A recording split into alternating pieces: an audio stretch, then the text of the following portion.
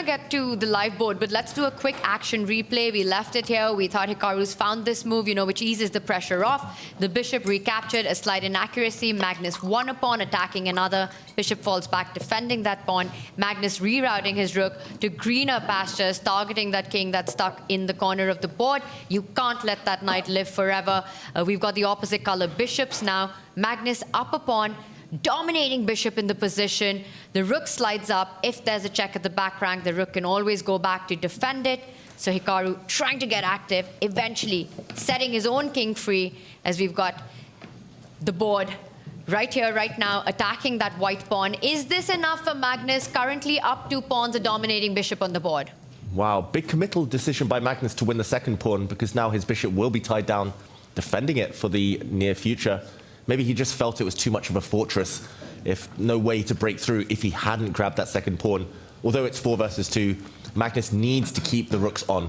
Opposite color bishops, it's a dead draw. Black will blockade on the light squares. Is it just that one square as an option for defense of the pawn? I realize if you were to drop the bishop back, we could attack it. Okay, well, he answers my question. He's going there regardless. It's also with the idea that you're still boxing the king up, eventually wanting to give a mate. And look at that, Hikaru immediately creating a space, an escape route for the king to come out if needed. Ooh, still feels like Magnus should have a big advantage here. He can still trade a set of pawns and then push his 2 central pawns forward against one of Black's. 2 pawns, normally in an opposite color bishop game, they say it's always halfway between a win and a draw. 2 pawns in any other endgame, you're just winning. Opposite color bishops, that's the one thing saving Hikaru here. He needs to somehow trick Magnus into exchanging rooks. Otherwise, I think Magnus is going to win this game long term. Rooks off the board, that's an instant draw in this position. You hold this.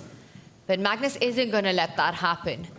Right now, this looks like it's headed towards a vintage grind. Magnus trying to sort of squeeze some sense out of a dried up bottle. But here it's not so dried up. You've still got a lot to play for. The 2 extra pawns, the rook's alive, and Magnus, he does take the decision to advance the central pawn, eventually hoping to trade the flank pawn and then push them in tandem. Yeah, given a question mark, his last move, I was going to say actually all moves look roughly of the same value here, but maybe there's something concrete wrong with Magnus's last move. Maybe Black's going to push his own pawn forward, I say hesitantly. It starts to get a bit chaotic. The one thing I will say about this position in general is that it plays into both of their strengths. Magnus, endgame grinder. I know that. He's written books on it. He's done it all, endgame grinds. But Hikaru, the best defender. So both of them playing to their strengths here. More pawns traded, the better it is for Hikaru, right? And he's trying to get one of them off the board already. Keeping that sort of philosophy in mind, for Magnus, does he keep the tension? Does he trade? Or perhaps try to get a passer of his own in this position by advancing that pawn 1 step forward? Yeah, I would love to step 1 square forward, but the white king is in some trouble. The white king suddenly could get checked by a black pawn, be forced all the way back to the back rank. Let's put that on the board. These are not the moves. We're just showing everyone at home. Now the black rook would come in. Suddenly the white king, not so happy, would have to abandon some of its own pawns. And maybe some counterplay for Hikaru Nakamura here. Wow. Yeah, and peculiarly, that e4 move by Magnus, more accurate would have just been a less committal move of e3. Just to keep pawns on the board. Yeah. Just to stop the white king from getting pushed back. Makes a lot of sense. There's no way now that he's gone all the way with the pawn moving 2 steps forward that you can actually avoid trades. The rook lines up against the black king. Don't have the time to pick up this pawn. There's a deadly check that's being threatened on the board. Let me just put that. You fall back with the bishop. You win the rook on the next move. So Magnus still delaying the pawn trade. And I also want to point out, David, that if you try to sidestep, I think white can just jump in with a check, force the king to that square, and then fall back with the bishop and win the rook. Yeah, discover check. And what happens if Hikaru goes for that variation we just mentioned? He's about to reach for his pawn. I think he's going to give a check. That did not happen. This is the check that we were talking about. This is the live board. Hikaru yet to move. He's looking away. Process of elimination. I think he's got to give a check. Just the check. White king back. Best move in the position. There are 2 non-losing moves, but the best one is this f4 check. I think unsurprisingly here, you need to kick the white king back. You also gain time to put the black rook on a light square. The black rook needs to be on a light square to avoid all of those discovered checks that Tanya was showing there. Otherwise, you just lose your rook. Oh, wow. This feels like a critical moment. I was going to say, in some ways, this feels like that second chance that Magnus is giving you to get out of this game. And if you don't take this one, if you don't find it here and now, you're never going to get that third chance. And he finds it. Wow. He plays it. He finds the first one. Such a critical moment. The king will drop back now. And now you could get out of the way, place that rook on a light square by giving a check, and that's momentum, forcing Magnus's king to the back rank. Wow. Wow. We've got a game again. It's game on. Is Hikaru going to at least partially neutralize the material deficit and be brave enough to capture this side pawn? I don't understand why Magnus went for something so forcing like this. I think Magnus in tip-top form would have just not allowed any counterplay, would have found a way to press slowly. But suddenly, rook takes pawn. That's a very important one, Tanya. It's not about the pawn itself. It's also about the fact that you, from behind, stop white's pawn from marching forward. Suddenly, white's got 2 pawns on light squares, easy targets. I'm really confused. What do you guys think about our prediction now? All right. Got anything to say you're just gonna about keep that? bringing it back to that, Not aren't letting you? go until Vegas now. That's fair, actually. That's reasonable. 2 months of bragging. Bragging rights. It'll be well earned, I would say. You gotta give me that. It was a very bold prediction at the moment. I think it was at the moment. I think the majority of the world in that moment had the faith, yes, in Magnus Carlsen to get it done. And yet here it is. The defensive mastery on display, of course, had to be given an opening. No! I said it at just the wrong moment. Oh my goodness. He moves his bishop away. It's very unclear the point of that move. What? Does Magnus have an immediate knockout? Does Magnus Carlsen have a win right now? What? He's got many wins. That 2 that give a 6-point advantage, and then a third option that still gives him a 2-point advantage, all better than what he just had a moment ago. Why would he not pick up that pawn? Why would Hikaru let this slip like this? And this was the moment. Everything under control. Just get greedy with it.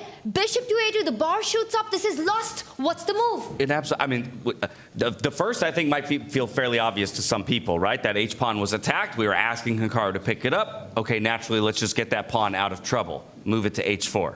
The second option, bishop move with discovered check. Wow.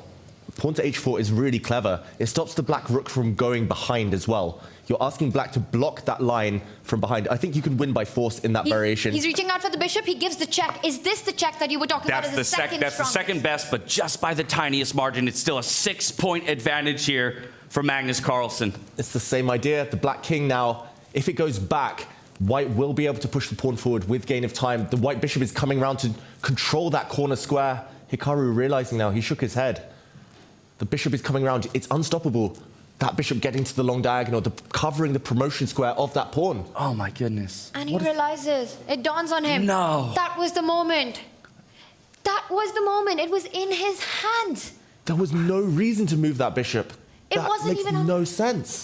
This game, I mean, he literally... Oh, my goodness. He was in such a tough spot the entire way. He held, he found his way back into it. He was right there.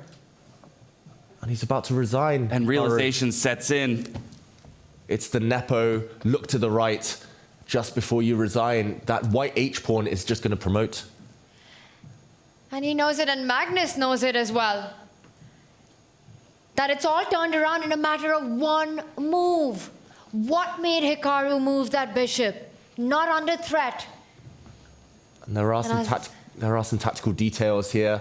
Magnus can actually win in a variety of ways. If the king steps up the board, I think he should move it next to the pawn. I think this is the best bet, and Magnus can win this in so many ways already.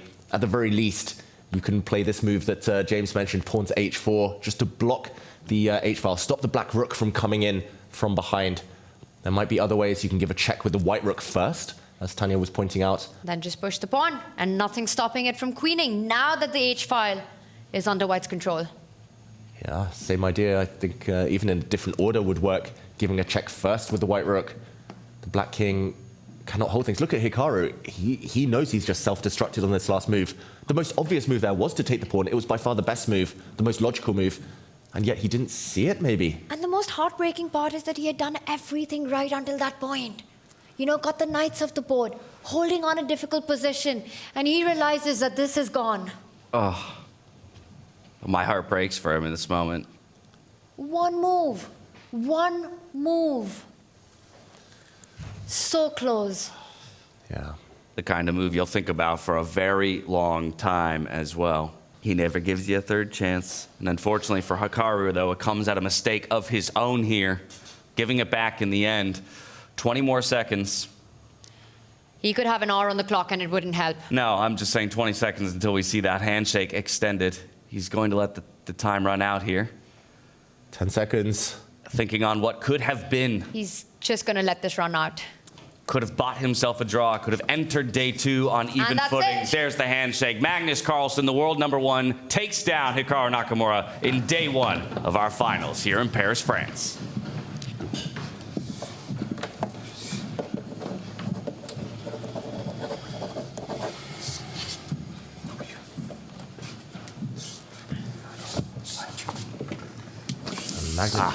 You can see the disgust for Hikaru, disgust in his own play. Magnus asking him why he didn't take the pawn. Magnus said, I missed it as well. You could just take the pawn.